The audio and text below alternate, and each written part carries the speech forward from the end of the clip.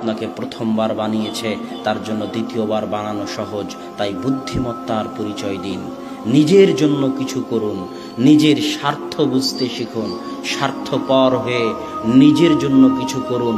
সন্তান সন্ততি মানুষজন বাড়িঘর অনেক করেছেন, এবার একটু পরকাল কিয়ামতে নিজের জন্য কি নিয়ে যাচ্ছেন তা একটু দেখুন।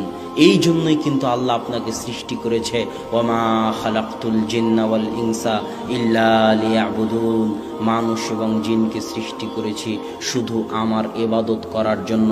সকাল থেকে সন্ধ্যা পর্যন্ত, জন্ম থেকে মৃত্যু পর্যন্ত মানুষ শুধু আমার ইবাদত করবে, আমার জিকির আজকার করবে, আমার তাসবিহ তাহলিল করবে, এটাই মানুষের কাজ।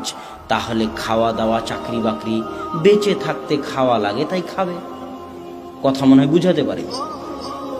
বেঁচে না খেলে তো বেঁচে থাকবে না। বেঁচে থাকতে খাওয়া লাগে তাই খাবে, খেতে হলে একটু চাকরি করা লাগে তাই চাকরি করবে। কিন্তু আসল কাজ কি? কথা বলেন না যে আসল কাজ কি? ইবাদত করা। আসল কাজ এই চাকরি বাকরি, জমি জায়গা, এগুলো আসল কাজ নয়। এগুলো বাঁচতে হবে তাই করতেছেন, না হলে মরে যাবেন দুনিয়াতে। বাঁচতে হবে তাই করতেছেন। আসল কাজ হচ্ছে ইবাদত করা, আসল কাজ জিকির আজকার করা। কিন্তু আল্লাহ জানে দুনিয়ার মানুষ 24 ঘন্টা আল্লাহর জিকির আজকার করতে পারবে না। মুসা আলাইহিস সালাম জানতেন দুনিয়ার মানুষ 24 ঘন্টা 50 ওয়াক্ত সালাত আদায় করতে পারবে না। এই জন্য আল্লাহ বলেছেন, ওয়া আকিমিস সালাতা লিযিকরি, দুনিয়ার মানুষ আমি জানি তোমরা 24 ঘন্টা পারবে না, তবে অন্তত পক্ষে নিম্ন পক্ষে যে কোনো মূল্যে সারাদিনে 5 বার আমি আল্লাহ আমাকে স্মরণ করিও। আল্লাহু আকবার। স্মরণ করলে আল্লাহর কোনো উপকার আছে তা নয়, স্মরণ করলে আপনারই উপকার আছে। আজকে আমাদের আলোচনার যেটা মূল বিষয়বস্তু, সেটা হচ্ছে আপনি যা করেন না কেন আপনারই উপকার। স্মরণও যদি করেন তো আপনারই উপকার। ইউনূস আলাইহিস সালাতু ওয়াস সালাম যখন মাছের পেটে ছিল, তখন তিনি বলেছিলেন, লা ইলাহা ইল্লা আনতা সুবহানাকা ইন্নী কুনতু মিনাজ জালিমিন।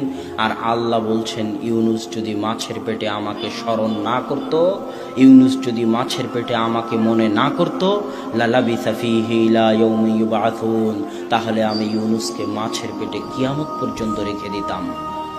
আল্লাহ বলছেন, ফাদকুরুনি আযকুরুকুম। দুনিয়ার মানুষ, তুমি আটলান্টিক মহাসাগরের অতল গহ্বরে, আফ্রিকার জঙ্গলের অতল গহ্বরে, বিশাল মরুভূমিতে নির্জন যেখানে থাকো না কেন, যখন থাকো না কেন, তুমি একটা নগণ্য সৃষ্টিজীব হওয়ার পরও আমি মহাপরাক্রমশালী আল্লাহকে যদি স্মরণ করো, যেখান থেকে স্মরণ করবে, যখন স্মরণ করবে,